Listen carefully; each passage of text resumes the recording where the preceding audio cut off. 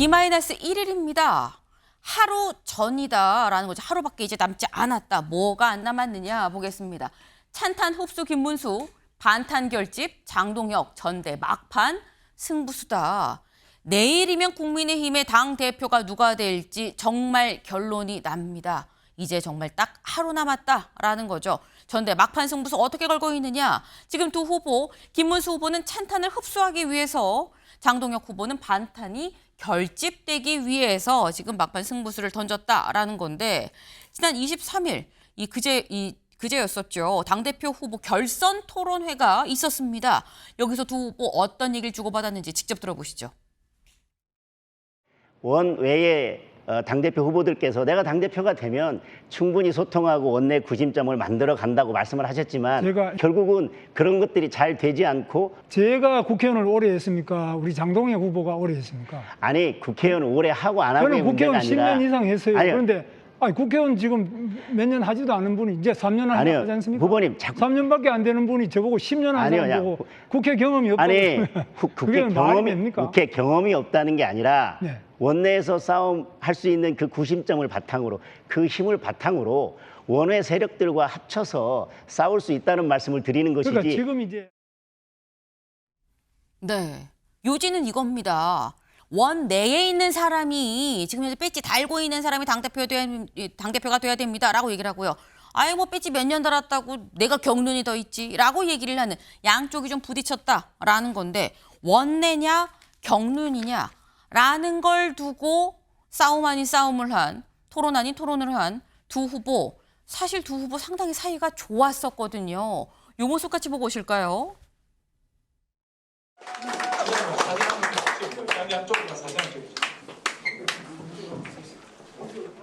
자, 그럼 같이 한번 인사부터 드리겠습니다. 오늘 이렇게 이른 시간에 와주신 기자 여러분들께 감사를 드립니다. 감사합니다.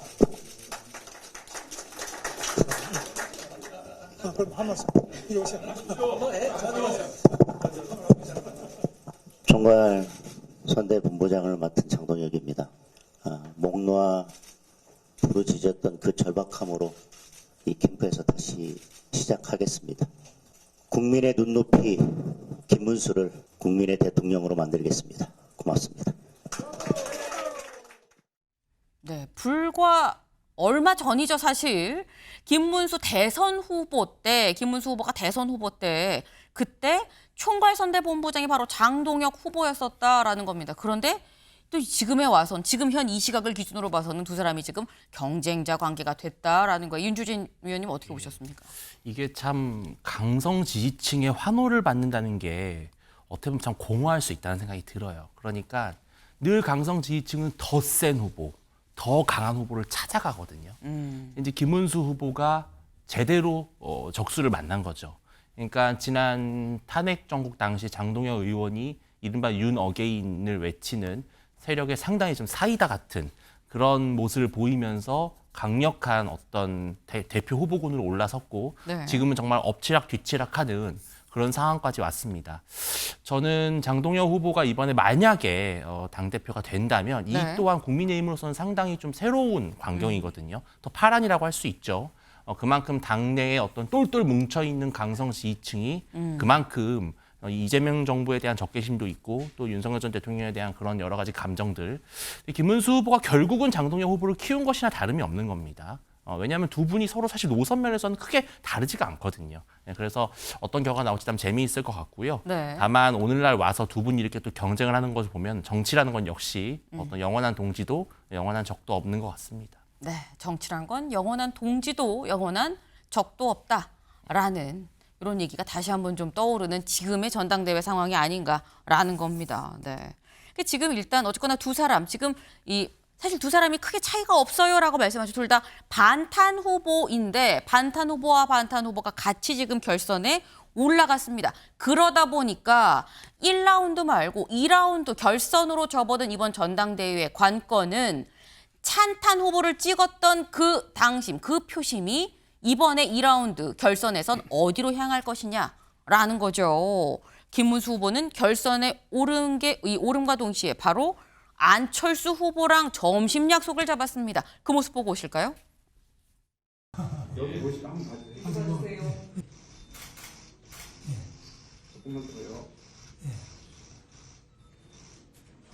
한쪽은 이제 외과 수술로 메스를 예. 도려내다가 나는 이제 좀 약물 치료 같은 거로 안 되느냐. 아, 예.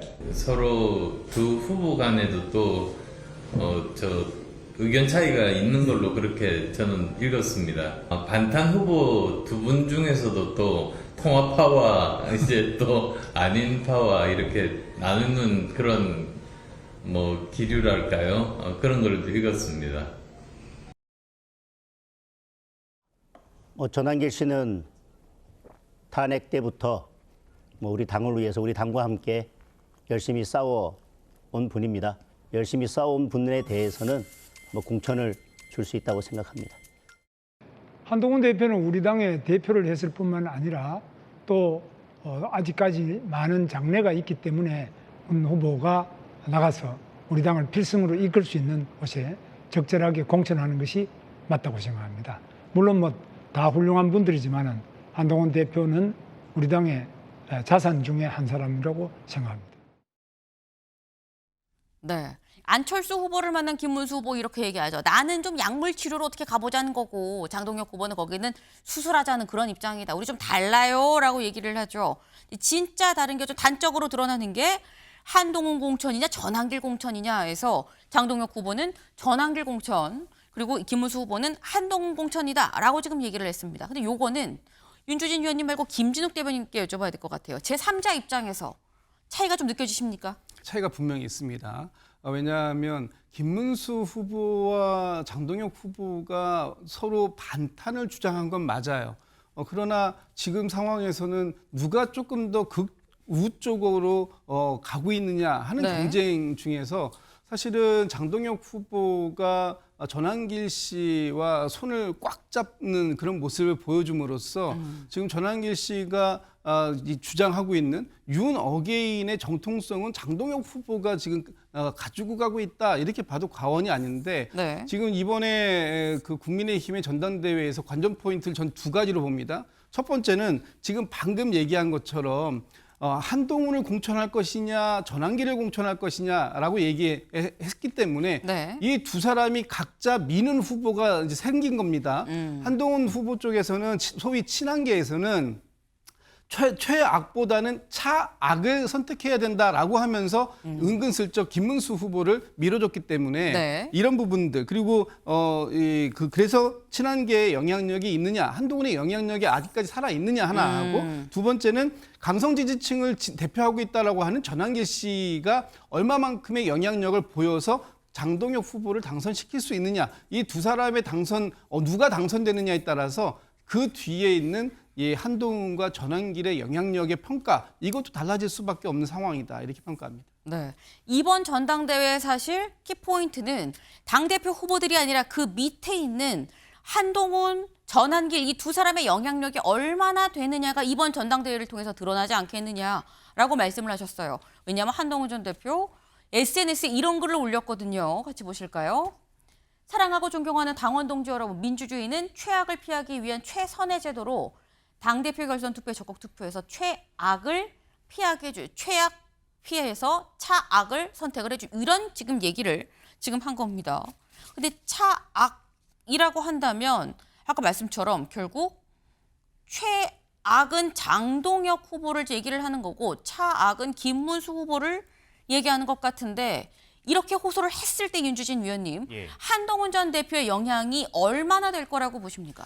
한동훈 전 대표의 영향력 자체는 이미 높지만 사실 당원들이나 지지층의 표심이라는 게 내가 최악을 피하기 위해서 그럼에도 여전히 나는 별로 원치 않는 차악을 뽑는다? 네. 저는 그렇게 적극적으로 이어지기는 어려울 거라고 봅니다. 보통 투표라고 하는 건 이건 특히 뭐 대선이나 이런 투표가 아니라 정말 적극적인 투표 의지를 가지신 분들이 많이 참여하는 거거든요. 보통 투표율이 50%를 못 넘습니다. 잘. 그러면 거기서 투표를 한다는 거는 내가 정말 뽑고 싶은 후보가 있을 때 사실은 참여를 하지 네. 나는 뭐 예를 들어서 빵점짜리보다는 그래도 10점짜리가 나 이런 투표는 저는 기대하기 어렵다. 라는 것이고요. 그리고 사실은 본인이 직접 출마하지 않았는데 특정 후보를 최악으로 평가하고 그게 아니라 차악을 뽑아달라? 이것 자체가 상당히 뭐라면요. 이번 전당대회는 이미 실패한 전당대회라는 걸 전제하는 것이잖아요. 그러면서 어떻게 투표를 해달라고 말할 수 있겠습니까? 이건 너무 좀 소극적인 표현이고요. 그리고 김문수 후보가 막판에 친한계의 표심을 호소하는데 이게 오히려 저는 전통 지지층이나 강성 지지층에서는 오히려 장동희 후보로 옮겨가는 그런 표심이 될 수도 있기 때문에 이건 정말 전혀 예측 불가한 상황이라고 저는 보입니다. 네. 지금 한동훈 전 대표가 얘기를 했지만 최악이 아닌 차악을 뽑아달라고 했을 때 난 최악이고 차악이고 다 싫은데 무슨 말이야. 내가 굳이 한 표 행사해야 돼? 라고 생각을 할 수도 있다. 때문에 한동훈 전 대표의 영향력과는 별개로 따로 이 한동훈 전 대표의 이 얘기에 응해서 그래 차악을 뽑아야지라는 사람들은 적을 수 있다라는 겁니다. 근데 지금 말씀은 아까 이런 말씀하셨죠. 장동혁 후보가 사실 이 강성 지지층 입장에서는 오히려 김문수 후보처럼 뭔가 다 같이 가자라는 이런 내용에도 안 먹힐 거다. 장동혁 후보가 좀 더 셀 수도 있다라고 말씀하셨는데 사실 만약에 찬탄이 김문수 후보를 다 지지한다 그러면은 또 이게 굉장히 달라질 수 있어요. 장동혁 후보는 또 이런 얘기를 했습니다. 유튜브에서 직접 들어보고 오실까요?